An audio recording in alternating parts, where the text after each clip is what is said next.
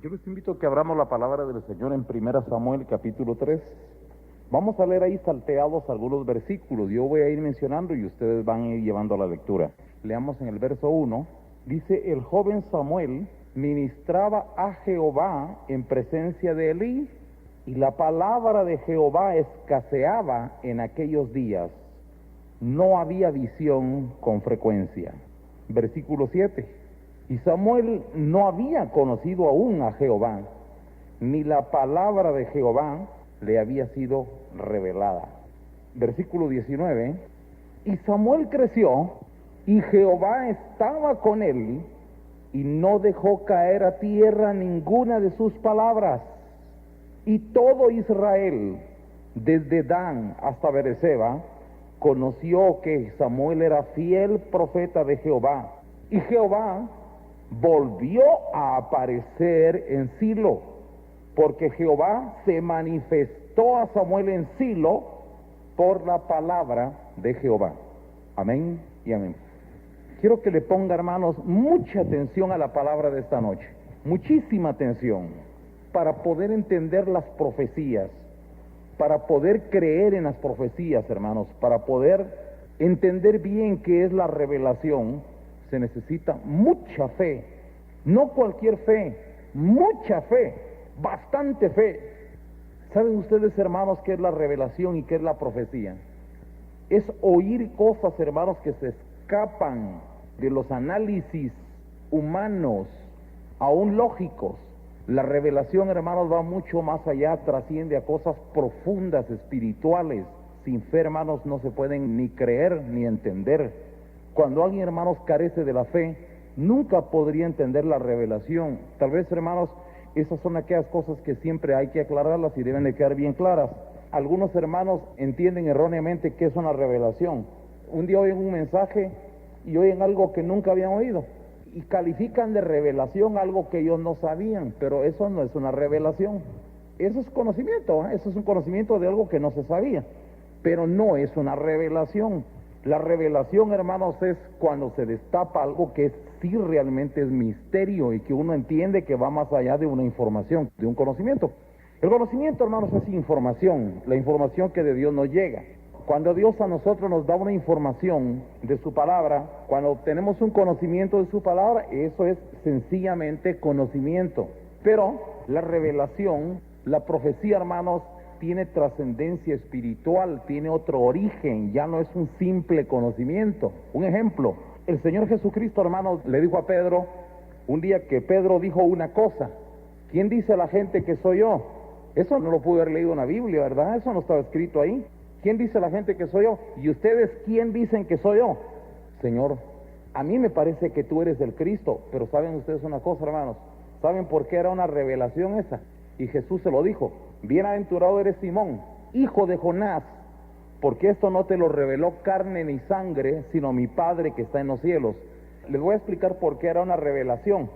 Porque si ustedes leen la Biblia, hermanos, anteriormente nadie le había dicho a él que él era el Cristo, ni él lo había dicho de sí mismo. No sé si me entienden. Ojalá él lo hubiera dicho, entonces qué fácil decirlo que él ya dijo, pero él no lo había dicho, nunca lo había dicho. Él no dijo yo soy el Cristo, nunca lo dijo.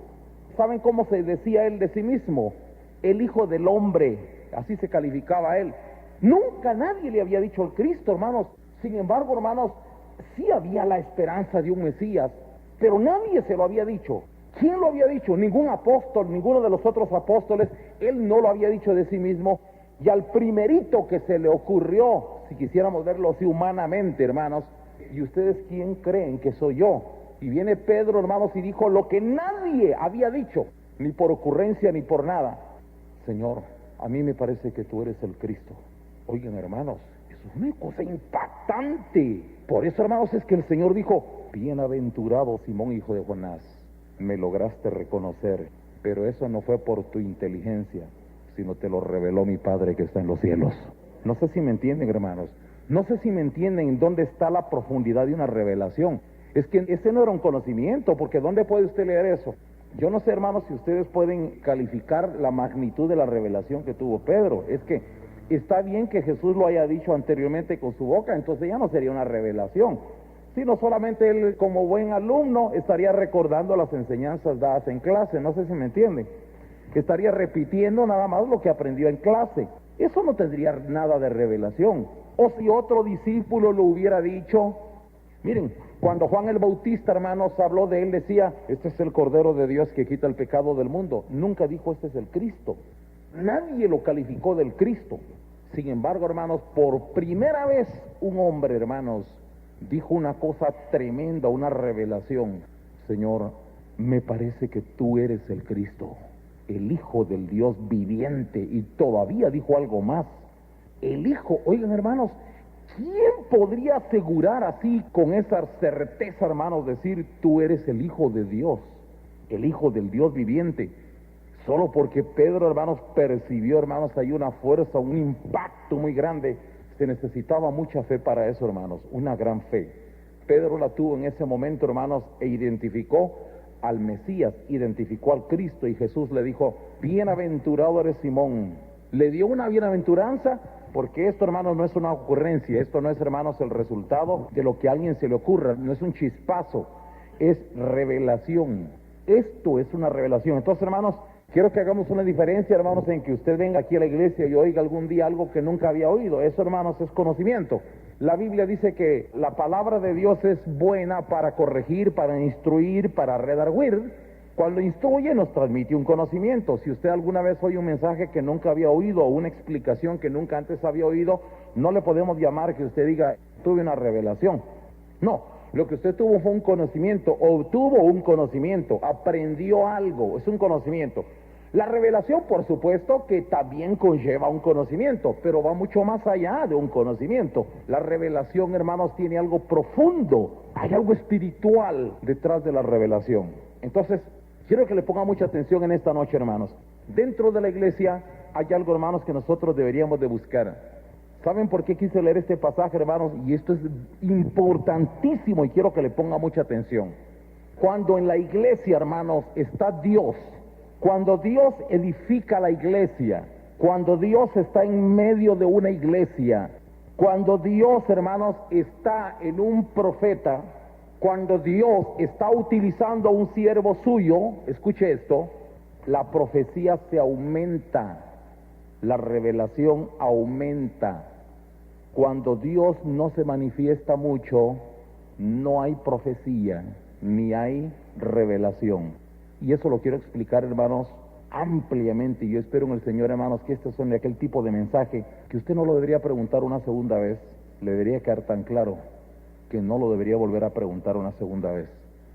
Fíjense bien, hermanos, cuando Dios se está manifestando, cuando Dios edifica un pueblo suyo, cuando hay una congregación donde de veras está el Señor, cuando Dios tiene un rebaño verdadero, la característica, hermanos, es que ahí Dios se manifiesta extraordinariamente por medio de la profecía, por medio de la revelación. Cuando Dios levanta un profeta suyo, es imposible que haya un profeta de Dios, hermanos, que no tenga profecía o que no tenga revelación. Le voy a contar qué pasó aquí. Este pasaje, hermanos, siempre me ha gustado y lo explico someramente porque no me voy a detener aquí, quiero seguir adelante para que ustedes vean, hermanos, por qué dentro de la iglesia se necesita una vida de fe para poder, hermanos, llegar a la manifestación de Dios y poder entender y conocer realmente a Dios. Le voy a contar qué pasó aquí en Israel. En esos días, hermanos, en Israel sucedió algo. Había un sacerdote en Israel, hermanos, que se llamaba Elí. Este era un tipo religioso, hermanos, religioso, avaro. Este y sus hijos se aprovechaban de las ofrendas, lo puede usted leer, ahí está claro. Dice que estos hermanos se aprovechaban de las ofrendas. Cuando el pueblo llevaba las ofrendas, dice que estos procuraban sacar siempre de lo mejor de las ofrendas, a tal grado, dice, que ya en Israel, ya la gente ya no quería ir a ofrendar porque dice que menospreciaban las ofrendas al ver el ladronismo que estos tenían, ¿va?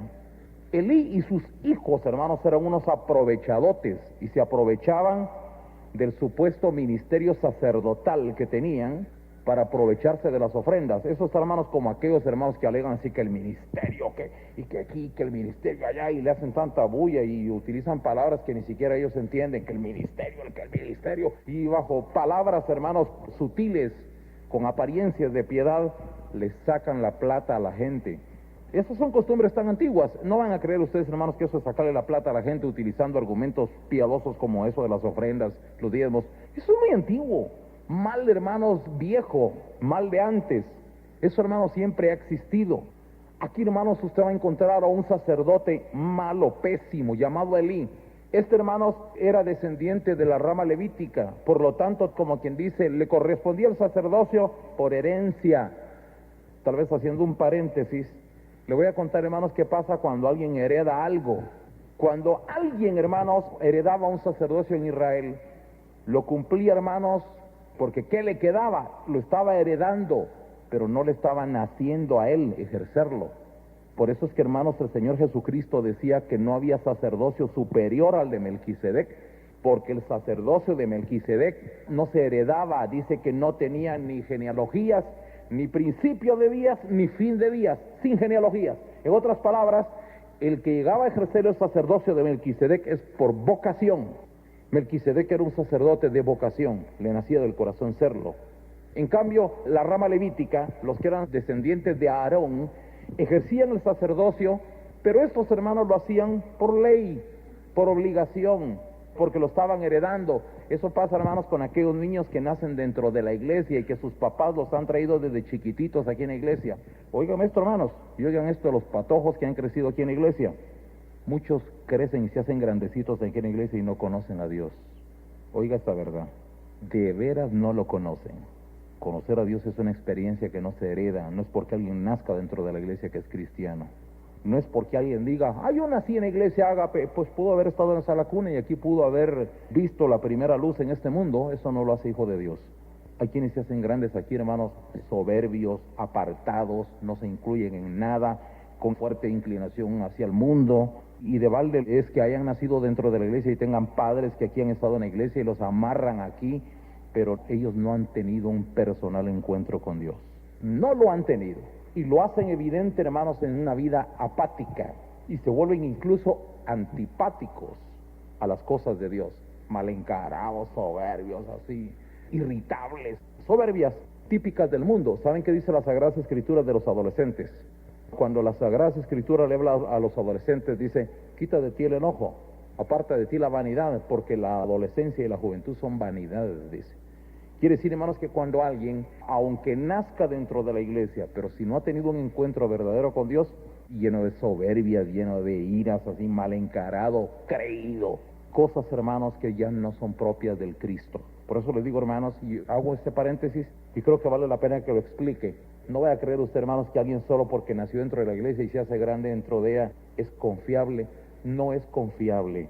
En la iglesia se vuelve confiable hasta que alguien, yo lo veo con mis ojos que Dios lo bautiza con el Espíritu Santo. Entonces ya tengo confianza. Si no lo bautiza el Espíritu Santo, yo todavía no le tengo confianza. Porque yo sé que cuando Dios a alguien lo bautiza con el Espíritu Santo, ya lo agarró y lo marchamó, le puso sello. Cuando alguien ya ha sido sellado por Dios es garantizable al 100%, hermanos. Cuando Dios a alguien lo sella con el bautismo del Espíritu Santo, se vuelve una persona confiable a ojos cerrados, hermanos. Pero si Dios no lo bautiza con el Espíritu Santo, hermanos, puede estar aquí en la iglesia y así hace un montón de cosas y privilegios y todo, pero no es confiable, no es confiable. Hago este paréntesis, hermano, les decía, porque le voy a contar quién era Elí. Elí era sacerdote de estos hermanos que desde patojo es levita, y ya ha tenido un montón de privilegios ahí en el templo. Primero quizás abría la puerta, o si no limpiaba, encendía las lámparas. Había un montón de privilegios en el templo. En el tiempo antiguo, hermanos, había un montón de privilegios para los levitas. Habían quienes abrían las puertas, las cerraban, otros barrían, otros encendían los candelabros, otros colocaban algunos utensilios, otros lavaban algunos utensilios, otros cambiaban el agua, miraban, hermano, la existencia del aceite en las lámparas. Habían bastantes oficios y había muchos levitas, hermanos, que se turnaban, incluso los que trabajaban con los que cantan, con los oficios sacerdotales. Habían tantas cosas, quienes fabricaran el pan y muchas cosas por el estilo, quienes atendieran con los sacrificios, ya los oficios más directos. Habían bastantes privilegios, hermanos, que tenían los levitas. Había muchos levitas, hermanos, ejerciendo el ministerio. Ya después algunos llegaban a ejercer el sacerdocio. Pero todo esto era heredado, era por ser descendientes de la tribu de Leví. Quiere decir, hermanos, que los descendientes de la tribu de Leví tenían que ser sacerdotes por ley. Es sacerdocio de ley. Eso, hermanos, como quien dice, haciendo caso omiso si a alguien le nazca o no le nazca. Hago otro paréntesis, hermanos. Yo siempre he estado aquí en la iglesia en contra, y se lo repito continuamente a los hermanos diáconos. A veces esto se les escapa un poco, y lo digo públicamente para que lo oiga toda la iglesia. Siempre he estado en contra de que los diáconos vayan y le digan, hermano, mire, puede venir a colaborar en esto. Detesto eso, hermanos. Nunca se debe forzar a nadie a que haga algo que no le nace. Yo digo, hagan anuncios públicos. Hermanos, tenemos necesidad alguien que colabore. Si a alguien le nace, que venga, pero no ir a señalarlo. Mi hermano, puede ir, porque usted ni modo. Los hermanos educadamente van a decir, está bien, pero quizás no le nazca. Mire, hermano, no nos presta su carro para hacer un favor. Mejor digan, hermano, se necesita un carro. No sé si alguien tiene voluntad de prestar su vehículo. Me suena eso más agradable, y que alguien diga, hermano, aquí están mis llaves. Eso es de Dios. Eso es más correcto. Pero no ir a señalar a alguien y decirle, mire, hermano, no presta su carro para ir a hacer. El hermano va a decir, está bien, pues. Y le entregó las llaves, pero no entregó el corazón. Yo prefiero que entregue el corazón, ya, eso es más importante. Por eso dice la Biblia que el propósito del mandamiento es el amor nacido de corazón puro. Todo lo que nace del corazón es puro, es de Dios. Entonces, hermanos, oiga lo que pasaba entonces con el sacerdocio. Muchos sacerdotes, hermanos, allí en Israel, ejercían el sacerdocio por la ley. ¿Qué les quedaba? Era parte, hermano, de una institución respetable, eran educados. Desde chiquitos se les enseñaba, mira, tienes que comenzar aquí a aprender los oficios y esto, el otro. Los levitas desde chiquititos se les instruía, había mucha instrucción. Los levitas, hermanos, tenían una instrucción religiosa más que ningún otro en Israel. Eran altamente instruidos, lo puede leer usted en la Biblia. Los levitas tenían una gran instrucción religiosa, ellos eran muy educados, se les educaba demasiado. Todo eso ellos lo aprendían, hermanos, y se lo sabían al dedillo. Aquí estamos viendo un caso del cual hubieron muchos y repetidos en Israel. Pero aquí tiene usted, hermanos, el caso de un sacerdote llamado Elí. Hermanos, Elí es de aquellos hermanos que como algo no le nace, lo ejercen así pesadotamente, ¿no? Elí, hermanos, era un tipo religioso que es como aquel tipo de persona, hermanos, que dice hay que ir al culto, entonces agarra la Biblia, se la mete bajo el brazo y ahí va hasta arrastrando los pies, y se ve que hasta la carota con la que entra al templo ni siquiera tiene ánimo ni ganas de alabar a Dios. David era diferente, porque David era sacerdote según el orden de Melquisedec. ¿Sabían ustedes eso, verdad? David era un sacerdote según el orden de Melquisedec. ¿Y saben qué dice David en uno de sus salmos, hermanos? Decía David, entraré por sus puertas, decía, con acciones de gracias, y por sus atrios, ¿qué dice? Con alabanzas. Desde que entraba David, hermanos, al templo, ya venía, hermanos, con la alabanza en la boca. Venía con unas ganas, hermanos, de llegar para ir a adorarle, para ir a cantarle. Por eso es que inventaba hasta instrumentos musicales, no le alcanzaba el arpa. Dice que hasta inventaba instrumentos musicales, como que dice, todo lo que respira que alabe a Jehová, decía. Oiga, hermanos, qué espíritu el de ese hombre. Estaba tan lleno de Dios, hermanos, que tenía que ver dónde se inventaba algo más para ofrecerle al Dios que merecía toda la alabanza de este mundo, hermanos. Este era un sacerdote verdadero. Nadie lo empuja, nadie lo obliga, eso le están haciendo de su corazón. Esto, hermanos, es tan difícil hallar. Toda la vida ha sido tan difícil, hermanos, encontrar quien haga las cosas porque le nacen, no porque se les imponga. Así que Aarón, hermanos, y la descendencia de los levitas, hermanos, eran sacerdotes por imposición. Se les obliga. Están obligados ellos a ejercer un sacerdocio que no les nace.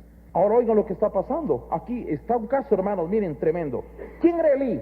Un sacerdote descendiente de Aarón, que primero fue un levita y luego ahora es sacerdote. Ella tiene hijos grandes que son levitas también, pero estos son unos píos. Dice que estos fornican con las mujeres en la puerta del tabernáculo y luego se comen las mejores ofrendas y aprovechan y hacen un montón de desmanes. Son así puros muchachos pendencieros, tratan de ser modernos, no tienen la dignidad de alguien que ministra en el templo, no tienen la seriedad y la formalidad de alguien que ministra en el templo. Y le llegaban a contar a este Elí, le llegaban a contar, vieras que tus hijos, todo lo que están haciendo en Israel, vieras que esos tus hijos son tremendos, ahí les voy a hablar yo, ahí les voy a hablar. Y venía Elí, hermanos, y agarraba a sus hijos como que fuera una abuela. Miren mis hijos, no es correcto lo que ustedes están haciendo, no se porten mal, porque miren, ya ver, pues toda la gente está murmurando, y miren, hermanos, pura abuela, las Sagradas Escrituras dicen otra cosa. Un verdadero sacerdote, hermanos, les hubiera dado una lección que no lo hubieran olvidado jamás. Ahí está escrito en la Biblia. Era deber de un sacerdote, según la ley, darles, hermanos, una afrenta pública. Y si alguien violaba la ley de Moisés, aunque fuera su hijo, el sacerdote debería de hacerlo morir públicamente delante de todo Israel. Es bíblico, hermanos. Tenía que hacerlo así y sentar un precedente ante todos, hermanos, que ahí hay un sacerdote que respeta y ama a Dios más que a sus propios hijos. Pero Elí, hermanos, era una vieja para tratar a sus hijos, hermanos. Miren, estos hermanos como aquellos padres que les dicen, fíjese, hermano, de que su hijo, a mí me llama la atención lo que dijo una niña, fíjese, hermano, de que mi papá dice, cuando mi hermano se porta mal, con una toalla viene y con una toalla le pega, dice. Oigan, hermanos, a veces los niños son un poco soplones, qué bueno, gracias a Dios que nos cuentan esas cosas. Y saben, hermanos, qué lamentable es que algunos hermanos vengan a la iglesia a jugar con las cosas de Dios. Eso es bromear, eso es burlarse de los principios de las Sagradas Escrituras. Si le va a dar vara, dele vara, si no, mejor no haga nada. Pero agarrar una toallita, hermanos, solo para sacudirle el polvo, hermanos, es burlarse de Dios y de sus disciplinas. Quien ha establecido las disciplinas no es la iglesia Ágape, que quede claro. Si alguien dice alguna vez, ahí en la iglesia Ágape les enseñan que les den vara a los niños, no. Lea las Sagradas Escrituras y que le quede claro quién es el que enseña a darle vara a los niños. Es el Señor a través de su santa palabra. Y nosotros, respetuosos y creyentes de una palabra verdadera, lo predicamos con mucha convicción. Hay que hacerlo porque Dios lo dice. Hay que hacerlo porque escrito está. No sé si me entienden, hermanos. Por eso les digo, hermanos, pero hay algunos hermanos que dieron la impresión que se burlan. Fíjese, hermano, de que mi papá a mi hermano con una toalla le pega. ¿Qué creen ustedes que ha sembrado en el corazón de esa niña? La burla, que ni ella lo puede creer. Hasta la niña vino aquí a contarlo, hermanos, no creyéndolo. Fíjense, hermanos, oigan eso. Vuelvo otra vez al caso de Elí. Elí, hermanos, vienen y le cuentan que sus hijos, hermanos, son pillos y andan haciendo cosas malas, y pura vieja viene, hermano, y les habla como una vieja. Mis hijos y todo. Entonces, hermanos, sucedió algo ante un sacerdote malo que ya no cree ni respeta la palabra de Dios, hermanos. Entonces sucede algo, hermanos, y quiero que le pongas en mucho sentido esto. Miren, esto es interesante. Vean que dice en el verso 1. Dice, el joven Samuel, ya Dios, hermanos, si ustedes leen, hermanos, arriba, en el capítulo 2, en el verso 22, miren cómo dice. Elí, dice, era muy viejo y oía de todo lo que sus hijos hacían con todo Israel, y cómo dormían con las mujeres que velaban a la puerta del tabernáculo de reunión. Entonces dice, hermanos, en el verso 29, viene Dios y le reclama y le dice, ¿por qué habéis hollado mis sacrificios y mis ofrendas, que yo mandé ofrecer en el tabernáculo, y has honrado a tus hijos más que a mí? Oigan el reclamo que Dios le hizo, hermanos, a este sacerdote. Engordándoos, ¿qué dice? De lo principal de todas las ofrendas de mi pueblo Israel. ¿Ya se cuenta, hermanos? Cómo Dios le reclama a este líder religioso, hermanos, que se ha aprovechado de las ofrendas para engordarse. Lo mismo que sucede hoy, ¿verdad? Nada nuevo. La misma historia y las cosas se vuelven a repetir. Pero vean cómo dice, hermanos. Por tanto, Jehová, Dios de Israel, dice, yo había dicho que tu casa y la casa de tu padre andarían delante de mí perpetuamente, mas ahora ha dicho Jehová, nunca yo tal haga, porque yo honraré a los que me honran, y a los que me desprecian serán tenidos en poco.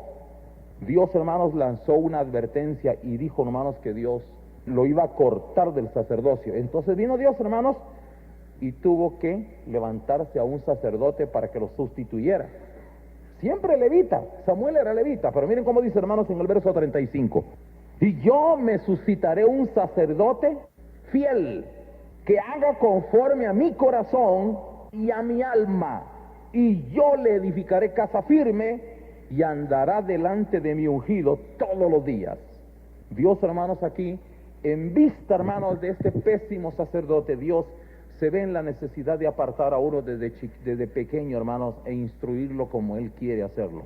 Y Dios, hermanos, se prepara a un profeta, a un sacerdote que no solo va a ser sacerdote, sino a un profeta. Ya van a ver, y tal vez vale la pena explicar por qué Samuel se volvió un profeta. Samuel se volvió un profeta, hermanos, por ese amor a la palabra. Pero ya van a ver, ahora pásese al verso 1 del capítulo 3. Dice, el joven Samuel ministraba a Jehová en presencia de Elí. Y dice, y la palabra de Jehová, ¿qué dice, hermanos? Escaseaba en aquellos días. No había visión con frecuencia. Escuchen esto, hermanos. Aquí hay dos palabras, dos cosas que es importante que las entendamos. Fíjense, hermanos, que al haber un mal sacerdote, un hombre, hermanos, que no le sirve a Dios y que Dios no lo está usando, suceden dos señales tremendas, hermanos. Una, que dice, la palabra de Jehová escaseaba. ¿Qué quiere decir eso de que la palabra de Jehová escaseaba? Porque Samuel tenía el rollo, la Biblia la tenía, y se la leía todos los sábados ahí en las sinagogas, como era su costumbre. Si era la costumbre, hermanos, que los días de reposo se entraban a la sinagoga, iban a leer el día de reposo, leían el libro de la ley, y ahí tenía el rollo, está completo. Pero ¿por qué dice entonces que la palabra escaseaba? ¿Le faltaban hojas a la Biblia? No, está completo, el libro está completo. Pero ¿qué quiere decir entonces que escaseaba la palabra de Jehová? Lo que está dando a entender, hermanos, es que no había revelación de ella. Eso es la escasez de la palabra, que ya no hay revelación de ella. Alguien, hermanos, puede tener la Biblia, usted me puede decir, pero mire, hermanos, qué lindo que aquí en Guatemala hay 5,000 iglesias evangélicas solo en la capital, y todas tienen Biblia. La pregunta es, ¿pero cuántos tienen revelación? Porque la escasez de la palabra, hermanos, estoy orgullosos porque se han repartido millones de Biblias. Enhorabuena, la labor está bien, pues, pero eso no quiere decir que porque el mundo tiene Biblias y que en cada hogar hay hasta más de 10 Biblias, eso no quiere decir que tengan revelación de ella. La palabra escasea cuando no hay revelación de ella. Entonces, hermanos, eso estaba pasando en los días de Elí. El rollo lo tiene él ahí, la Biblia la tiene, pero dice la Biblia, mire cómo dice, y la palabra de Jehová escaseaba en aquellos días. Quiere decir, hermanos, de que aquel solo repite letra, lee pasajes de la Biblia, pero la gente, hermanos, se queda vacía. Eso está, hermanos, como aquellos que llegan hoy a una iglesia, y oyen una prédica, y oyen el sermón, y salen, hermanos, con el hoyo, con el vacío en el corazón, vacíos, tristes. Salen, hermanos, sin esperanza, sin ninguna motivación. Llegan a una iglesia, hermanos, y oyen un sermón, si ustedes quieren, elocuente. El asunto, hermanos, es que la gente emprende otro día vacíos, sin una visión hacia adelante. No hay claro nada, sus problemas lo agobian y sigue otra vez con la carga. Cuando hay revelación, hermanos, esa palabra, hermanos, llega y penetra hasta partir nuestra alma y entra hasta lo más profundo. Cuando nosotros oímos una palabra que tiene revelación, hermanos, es como el bisturí que entra, hermanos, y hace cirugía y cura, y nos cura, hermanos, y hace la operación de lo malo que tenemos. Y cuando nosotros salimos, aunque quizá la palabra nos haya dolido un poco, hermanos, pero hay una extraña paz en su corazón. Y salimos aquí, hermano, y usted sale con un extraño gozo, y usted no sabe ni por qué va gozoso, se siente lleno y va feliz, y emprende una semana, y se va a su casa y emprende un nuevo día, y siente una llenura que usted no sabe ni de dónde viene. Esa es la palabra, hermanos. Eso es cuando la palabra lleva revelación. Cuando la palabra lleva revelación, sana el alma, está haciendo milagros en el alma de los hombres. Escúcheme esto muy bien, hermanos. Dice que no había palabra de Jehová, escaseaba la palabra de Jehová. Hermanos, no basta con ir a un lugar donde se predique la Biblia, pero ¿en qué se nota, hermanos, la escasez o la abundancia de la palabra? En la revelación. Y voy a explicar también qué es revelación, hermanos, para que ustedes vean que no es un simple conocimiento. Esos hermanos, como dijo un día un predicador, decía, ufanándose de la revelación, decía, hermanos, hoy les voy a predicar una tremenda revelación, decía. Y él mismo se hacía mucha publicidad respecto a que les voy a... Es que esta es una revelación tremenda. Y entonces empezó a explicar qué significaba el bastón bastón y qué significaba. Pero sí, mi hermano, si para explicar uno qué es un bastón, qué es un escudo, qué es un yelmo, esas cosas solo hay que ir a un libro de etimología. Si usted lo lee en un diccionario ya sabe qué es eso. No sé si me entiende. Eso no es revelación, ese es un conocimiento. Eso lo puede leer usted en un diccionario. No sé si me entienden, hermanos. Hay que hacer una diferencia en lo que es revelación. ¿Sabe cómo decía Pablo cuando identificaba la revelación? Oiga esto, póngale sentido. Cosas que ojo no vio, ni oído oyó, ni suben al corazón del hombre, son las que Dios ha preparado para aquellos que le aman.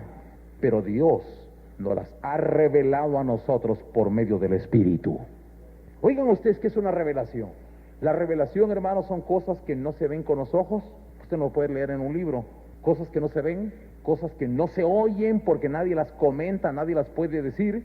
Y cosas, hermanos, que no se le pueden ocurrir a uno porque son demasiado profundas, tienen que venir de arriba. Son cosas externas, no surgen de uno, vienen de arriba. Eso es una revelación. Cuando Dios quiere dar la revelación, la da. Yo no puedo inventarme una revelación. Recuerdo que la otra vez, hermano, me decía un hermano, mi hermano me dice, el hermano pues muy entusiasmado con su pregunta, y me decía, mi hermano me dice, ¿y cómo se puede hacer, hermanos, para tener revelación? ¿Qué siente usted, hermanos, cuando tiene la revelación de Dios? No puedo explicar eso, le dije.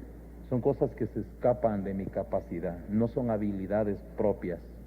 Si fueran habilidades mías, yo podría decir algo, pero siendo que es algo que se escapa de mis capacidades, entiendo que es Dios y no más. Por eso dice la Biblia que Dios ha puesto este tesoro. Esa revelación es un tesoro, está en vasos de barro. Dios busca, hermanos, siempre los vasos más insignificantes, más sencillos. Y si antes era algo, hermanos, tiene que hacerse vaso de barro para que Dios lo llegue a utilizar, si no, nunca lo va a usar Dios. Aquí está, hermanos, Elí entonces, pero oiga lo que pasa, hermanos, en los días de Elí, dice que la palabra escaseaba. Pero escuche esto otro, hermanos, miren cómo dice. Y la palabra de Jehová, dice, escaseaba en aquellos días. Y dice, no había, ¿qué dice? Visión con frecuencia. Escucha esto, hermanos. La palabra visión es una palabra, hermanos, que usted la puede traducir en profecía. Profecía. ¿Sabe usted, hermanos, cómo es que Dios le hablaba antes a los profetas? En el tiempo antiguo, la manera más común en que Dios le hablara a los profetas eran por visiones. Todos los profetas tenían visiones. Entró Isaías y dice, y vio una visión en el templo. Estaba Ezequiel y dice, y vio una visión. Estaba Daniel y vio una visión. Estaba Daniel y vio una visión. Todos los profetas de la antigüedad, hermanos, obtenían la profecía por medio de visiones. Quiere decir, hermanos, que cuando Dios se manifiesta, debe de haber mucha revelación y debe de haber mucha profecía. Esto es una señal de la presencia de Dios, hermanos. Y cuando la presencia de Dios es más abundante debe ser la revelación, y debe de haber mucha revelación, y debe de fluir, y se siente, hermanos, que hay mucha revelación, y la revelación está fluyendo, y aparte de haber revelación, hermanos, debe de haber mucha profecía.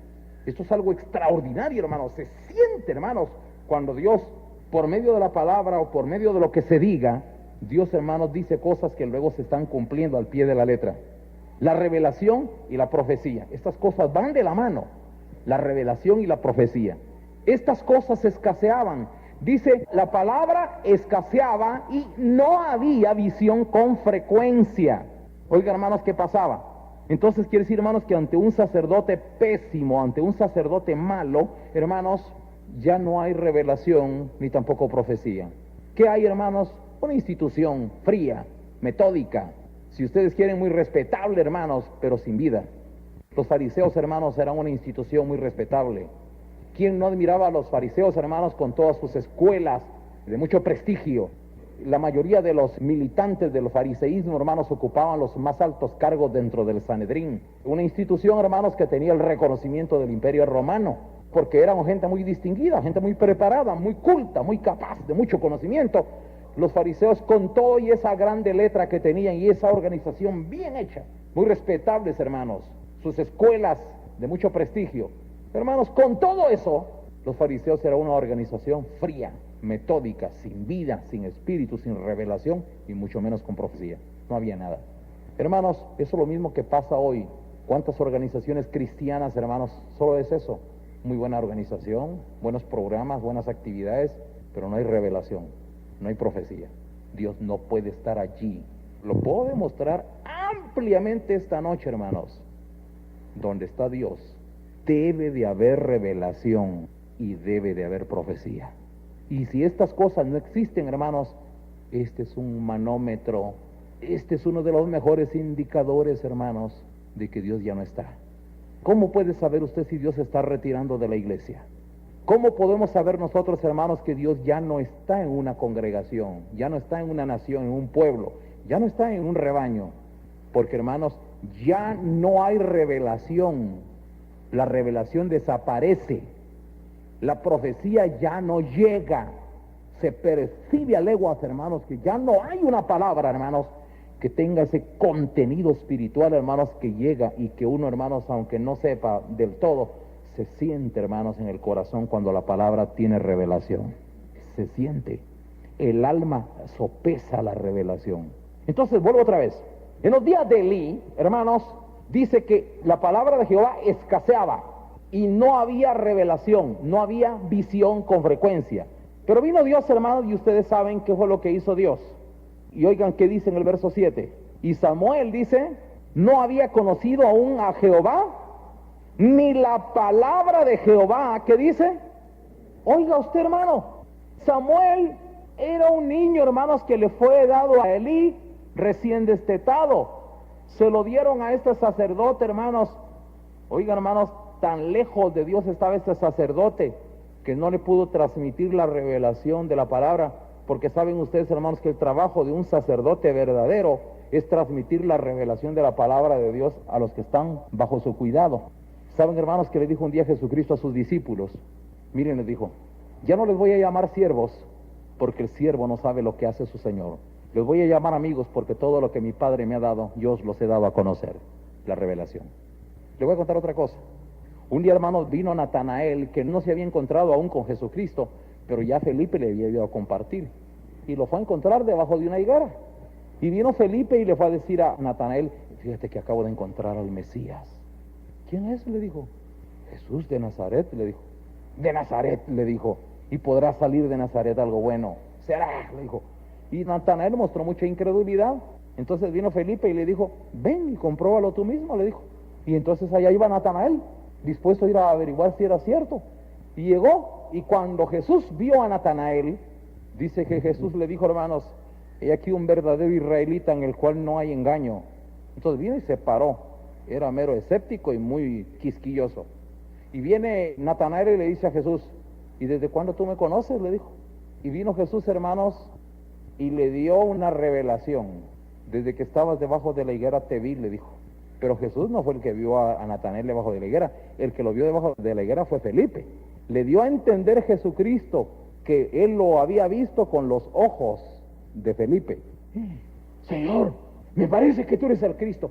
Fíjense, hermanos, que cuando oyó Natanael la revelación, dice que cayó postrado y reconoció que ese hombre que estaba ahí era el Hijo de Dios. Pero oigan esto, hermanos, cuando oyó la revelación, dice, hermanos, que se rindió frente al Señor.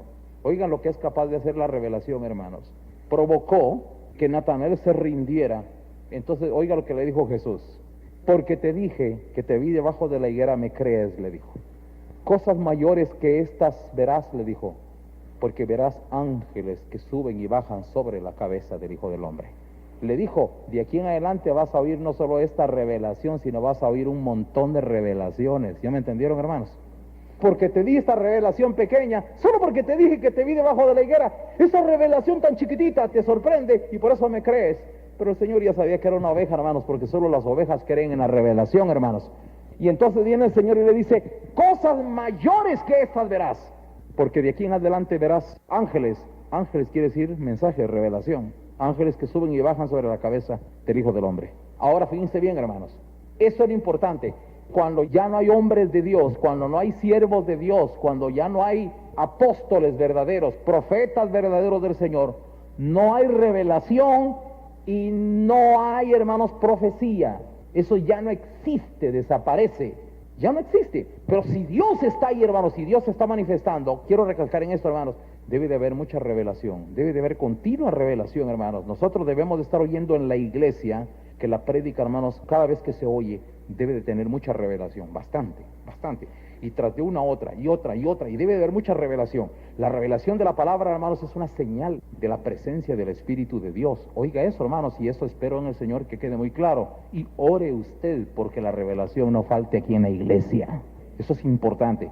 Y lo otro, hermanos, porque haya profecía. Dos cosas importantísimas. Ahora vean qué dice el verso 7. Y Samuel no había conocido aún a Jehová, ni la palabra de Jehová le había sido revelada.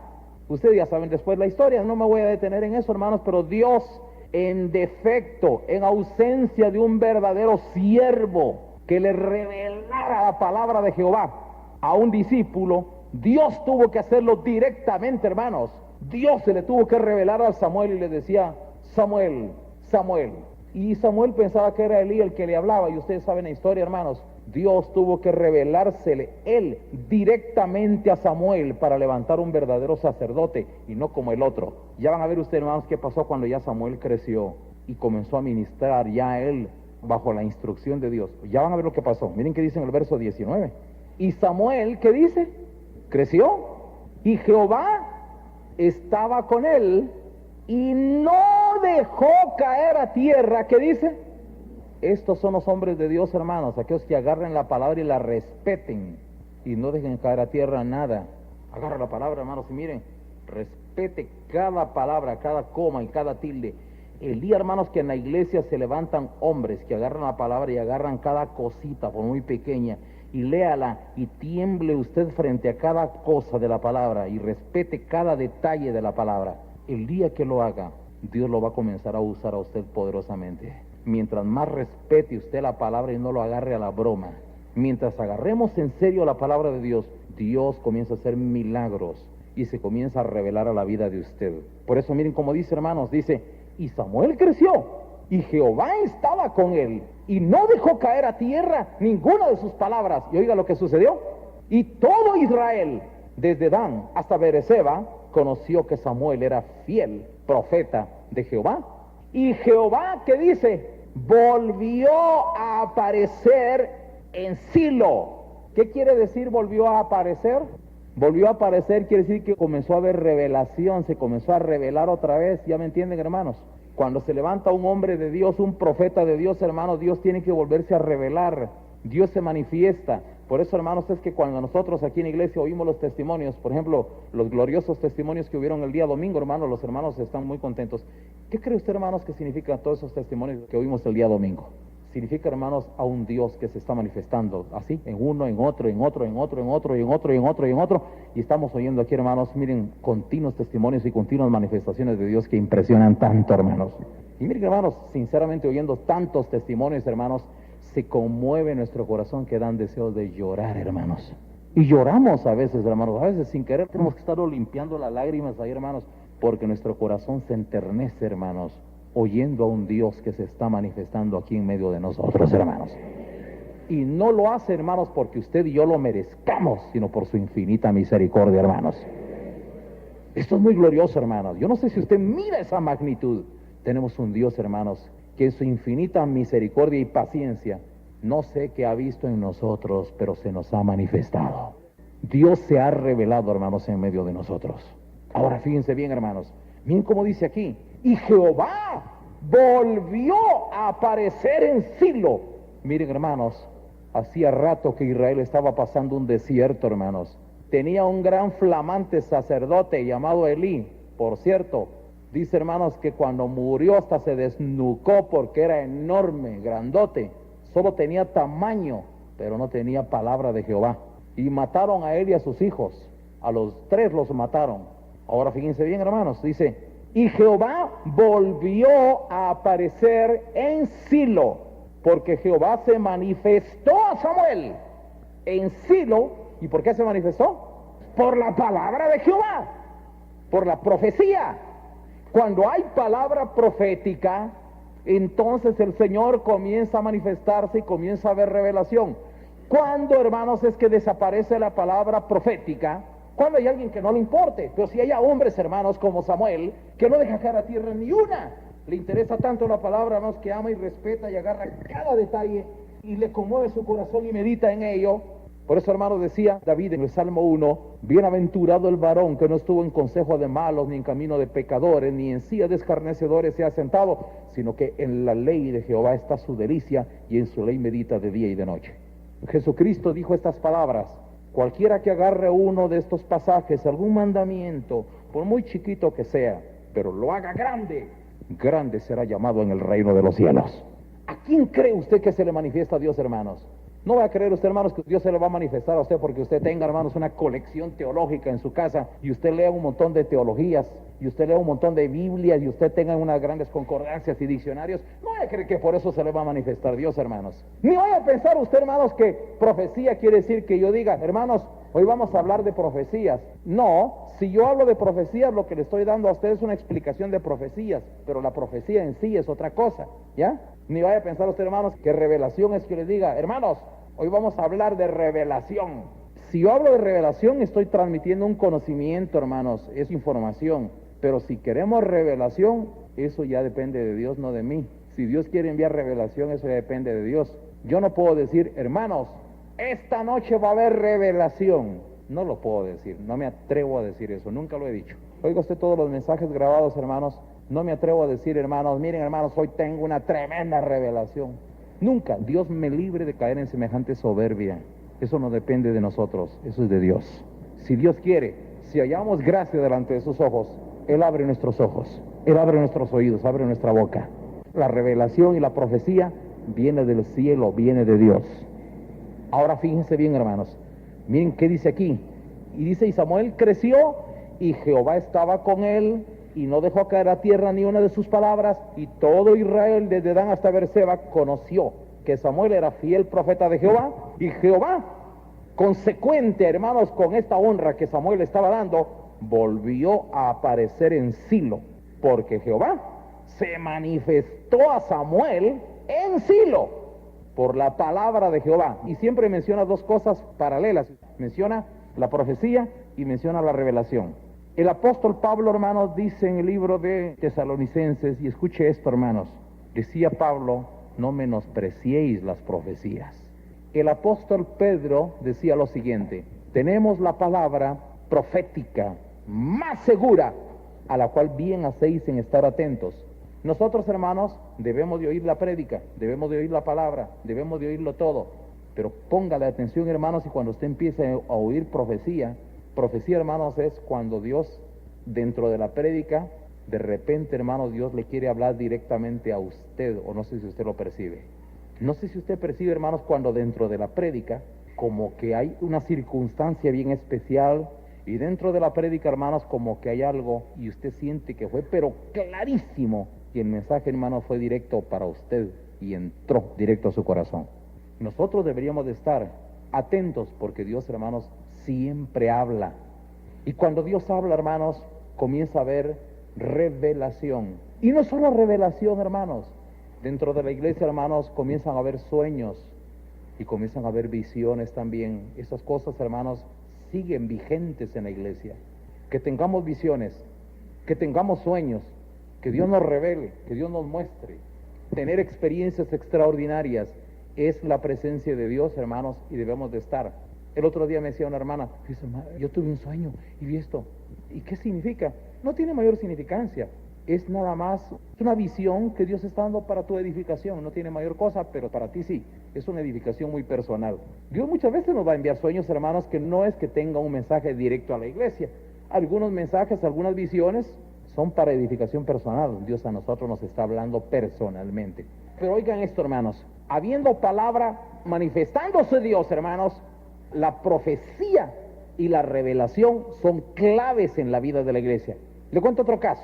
Un día, hermanos, en Israel había necesidad de levantar otros siervos, hermanos, porque Moisés no se daba abasto para atender a tanta necesidad en Israel. Vino Dios, hermanos, y le dijo a Moisés, ¿sabes qué? Escoge por ahí 70 varones, busca los que tengan mejor testimonio. Bueno, le dijo Dios las características, y luego me los apartas y los santificas, y yo voy a tomar de tu espíritu y voy a poner en ellos, le dijo Dios. Como quien dice, Moisés es el que los iba a ministrar a ellos, pero por mano de Dios, ¿verdad? Entonces dijo Dios, yo voy a tomar de tu espíritu y voy a poner en ellos. Entonces, fíjense, hermanos, que vino Moisés y escogió 70 varones, así como Dios le mandó, y les dijo que llegaran a tal lugar y que se reunieran ahí, porque Dios en ese momento iba a hacer una obra que iba a tomar del espíritu de Moisés y iba a poner en ellos. Que si 2 de ellos, hermanos, no llegaron a tiempo y se quedaron entre la multitud, ya estaban, seguramente iban corriendo, ya no llegaron a tiempo. Así que estaban los 68 aquí reunidos, cuando dice, hermanos, que vino Dios y tomó del espíritu de Moisés y puso en ellos, y dice que hubo una experiencia extraordinaria, hermanos.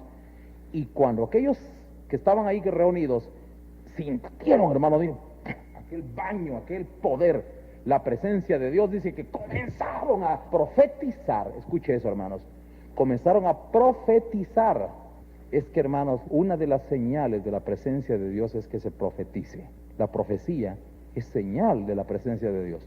Comenzaron a profetizar, pero aquellos 2 que no llegaron a tiempo, dice, hermanos, que comenzaron a profetizar ahí dentro del pueblo. Allá recibieron el Espíritu también y comenzaron a profetizar allá. Y cuando Josué y Caleb se dieron cuenta que Eldad y Medad, porque así se llamaban estos 2 que estaban allá en el pueblo, Eldad y Medad, estaban profetizando, fueron rápido y le dijeron, no, dejen de estar haciendo eso. Y los quisieron parar, pero ellos no podían parar, porque era Dios quien se estaba manifestando en ellos, pero los quisieron parar. Y llegaron rápido con la queja con Moisés. Mira, Señor mío, le dice Josué a Moisés, fíjate que Eldad y Medad están profetizando ahí en el campamento y nosotros se los prohibimos que no lo estén haciendo. Entonces viene Moisés, hermano, y oiga lo que le dice Moisés a Josué y a Caleb. Ustedes tienen celos por mí, les dice. Ustedes están celosos por mí, les dije. Déjenlos que profeticen. ¿Qué diera yo? Si no solo Eldad y Medad y estos 70, sino todo Israel fuesen profetas de Jehová, dice, y tuviesen el Espíritu de Dios. Oigan, hermanos, qué dicha, qué precioso hubiera sido, decía Moisés, que todos profetizaran. Pero esa dicha, hermanos, se hizo patente, hermanos, durante el derramamiento del Espíritu Santo en Pentecostés. ¿Saben ustedes qué pasó, hermanos, el día que Dios se manifestó en el Pentecostés? En la vida de los primeros 120 discípulos de la iglesia. Dice, hermanos, que cayó el Espíritu Santo y vinieron, hermanos, y se repartieron dones como lenguas de fuego sobre cada uno y comenzaron a profetizar. Y toda la gente que estaba ahí les oía en su propio idioma. No es que ellos estaban hablando otros idiomas. El milagro no se dio en la lengua de los que estaban profetizando. El milagro se dio en el oído de los que estaban oyendo el mensaje. Ellos estaban profetizando, porque profetizaban. Pero dice, cada uno les oímos hablar en nuestra propia lengua. Quiere decir que el milagro estaba aquí, ¿eh? El milagro era auditivo, no tanto dialéctico, no era tanto lo que se estaba expresando, sino que estaba aquí en el oído. O sea que el milagro se dio porque cada uno le estaba oyendo hablar en su propia lengua. No se estaba dando una confusión. Ya se imaginan ustedes, hermanos, qué confusión se hubiera armado que unos hermanos hablaran en arameo, otros idiomas. Entonces nadie hubiera entendido nada. Es lógico, hermanos, que si cada quien hubiera estado hablando diferentes idiomas, nadie oye nada, nadie escucha nada. O si hubiera dado una verdadera confusión de lenguas, puro Babel. Pero eso no era Babel, hermanos. En Babel sí dice que todos hablaban en diferentes idiomas en ese momento. Dios no está repitiendo Babel aquí. Ellos estaban glorificando a Dios y el milagro está en que cada uno lo oía como que si lo estaban hablando en su propio idioma. Eso tenía mucho orden, mucha lógica. Entonces viene la crítica y bueno, ¿y qué pasa aquí? Y viene la explicación del apóstol Pedro. Esto no está en Hebreos como vosotros suponéis. Es para que se cumpla la palabra de Dios en los postreros días, así como profetizó Joel, ¿va? En los postreros días, dice Jehová, derramaré mi espíritu sobre toda carne, y vuestros hijos y vuestras hijas profetizarán. No dijo hablarán lenguas. No, lo importante era la profecía. La profecía es lo medular. Esa es la clave. Cuando Dios, hermanos, se manifiesta, la profecía es la clave. Debe de haber profecía y debe de haber, hermanos, revelación. Si estas dos cosas escasean, hermanos, hay que dudar de la presencia de Dios. Cuando ya no hay revelación, cuando no hay profecía, tenemos todo el derecho de dudar sobre la presencia de Dios. Pero especialmente, hermanos, comencemos a dudar cuando ya en nuestra vida ya no lo existe. Cuando usted comienza a darse cuenta, hermanos, que usted se está volviendo frío y usted ya menosprecia. Hay hermanos que ya ni siquiera, oigan, ni siquiera, hermanos, cuando viene la interpretación de lenguas, que es donde Dios está dando profecía, no es la única. Pero hay quienes, hermanos, ya ni siquiera les importa siquiera oír si la profecía es lo que Dios está diciendo. Pero si alguien, hermanos, miren, ya sabe lo que eso significa, debe ser solo oídos. Atento, hermanos, debe estar muy atento a la profecía. Dice la Biblia, hermanos, tenemos la palabra profética, dijo Pedro, más segura, a la cual bien hacéis en estar atentos como una antorcha que alumbra en lugar oscuro, hasta que el día esclarezca y el lucero de la mañana salga en vuestros corazones. La presencia de Dios, vuelvo a repetir, hermanos, nunca ha cambiado, siempre ha sido la misma. Lo es hoy y lo fue en la antigüedad, igual. La presencia de Dios se califica por la profecía y por la revelación.